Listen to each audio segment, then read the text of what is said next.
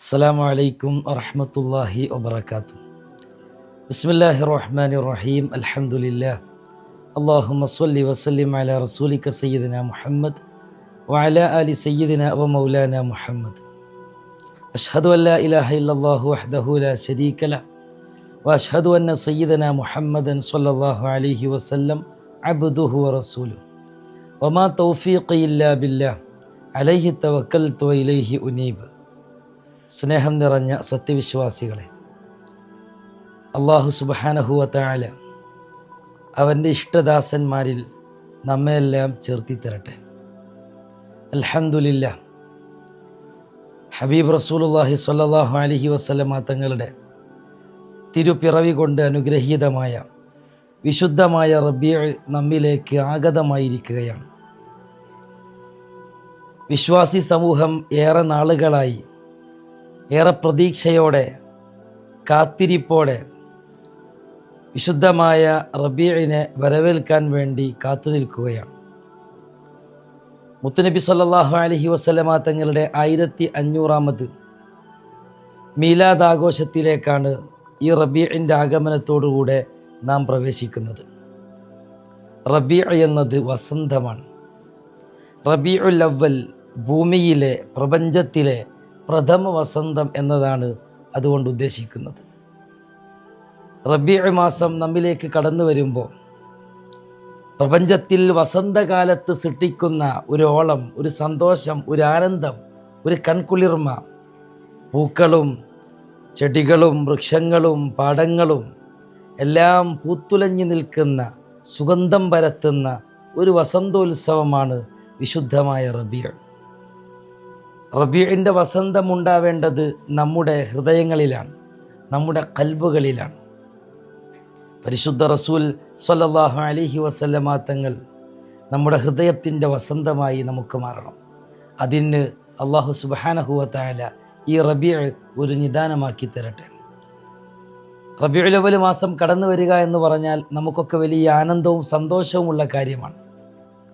മുത്തുനബി സ്വല്ലല്ലാഹു അലൈഹി വസല്ലമ തങ്ങളെ കേൾക്കുമ്പോൾ, തങ്ങളുടെ പേര് പറയുമ്പോൾ, തങ്ങളുടെ തിരുപ്പിറവി കൊണ്ട് പരിശുദ്ധമായ അനുഗ്രഹീതമായ ഈ മാസം നമ്മിലേക്ക് വരുമ്പോൾ നമ്മുടെ ഹൃദയത്തിൽ നാം അറിയാതെ തന്നെ ഒരു വല്ലാത്ത പ്രതിഫലനം, ഒരു വല്ലാത്ത സന്തോഷം ഉടലെടുക്കുകയാണ്. അതെന്തുകൊണ്ടാണ്? നമ്മുടെ ഹൃദയത്തിലുള്ള സ്വല്ലല്ലാഹു അലൈഹി വസല്ലമ തങ്ങളോടുള്ള ആ സ്നേഹത്തിൻ്റെ ഒരു ഭാഗമാണത്.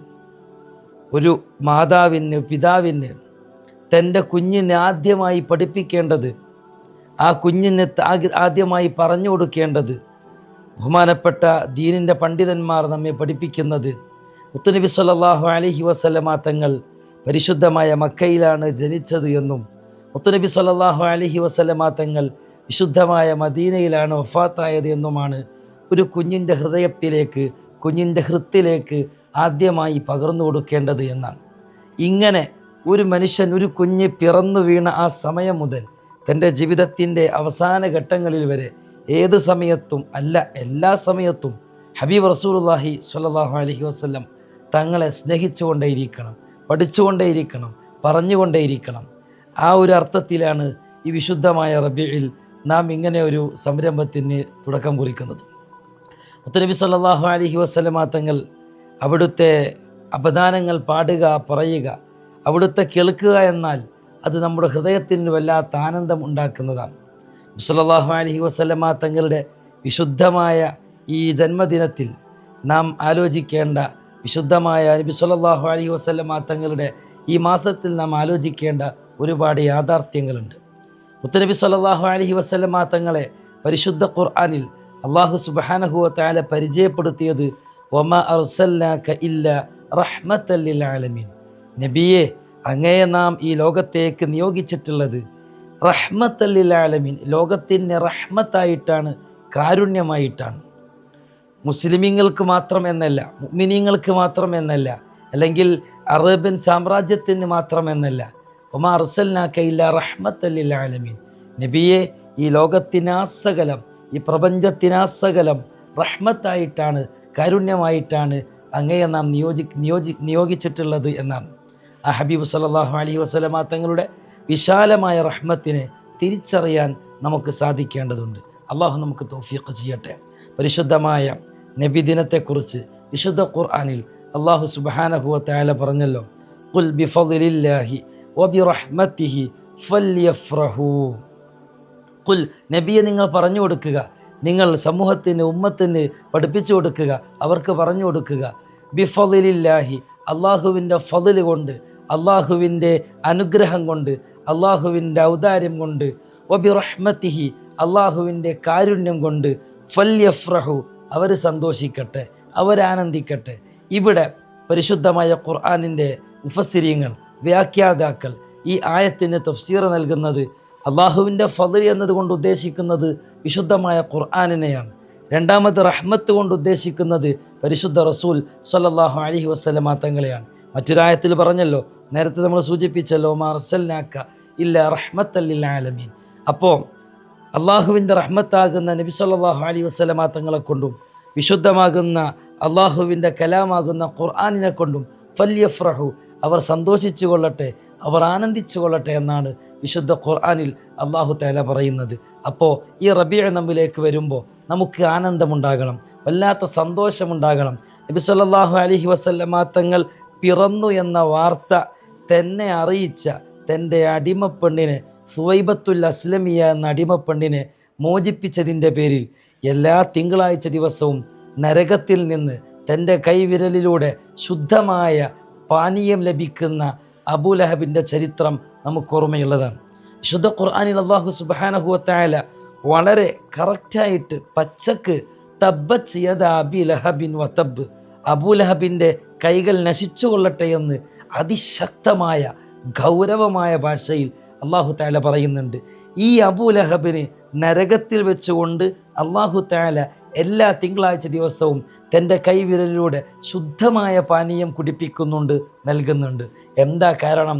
നബി സല്ലല്ലാഹു അലൈഹി വസല്ലമ തങ്ങൾ ജനിച്ച ദിവസം, ആ ദിവസത്തിൽ തൻ്റെ അടിമസ്ത്രീയായ സുവൈബത്തുൽ അസ്ലമിയ എന്ന അടിമസ്ത്രീ തൻ്റെ അടുത്തേക്ക് വന്ന് ആ സന്തോഷം പങ്കുവച്ചതിൻ്റെ പേരിൽ അവയെ ഇത്ഖാഖി, മോചിപ്പിച്ചു, അടിമത്തത്തിൽ നിന്ന് അവരെ അഴിച്ചുവിട്ടു.